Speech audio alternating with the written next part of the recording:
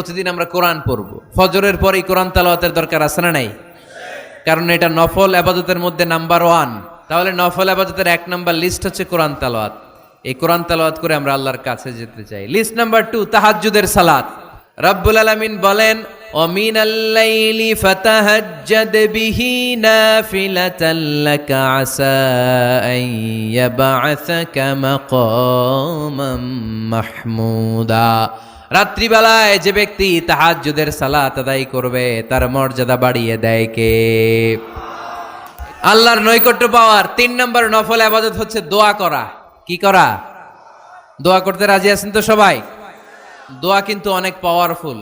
আর দোয়া মুখুল ইবাদা, দোয়া হচ্ছে ইবাদতের নির্যাস। যে দোয়া করলো না সে কিচ্ছু করলো না, ঠিক কিনা? যার দোয়া মিস তার সব মিস, ঠিক কিনা? এজন্য নামাজের মধ্যে আমরা দোয়া করি। এখন চিল্লায় পড়ে না আমিন।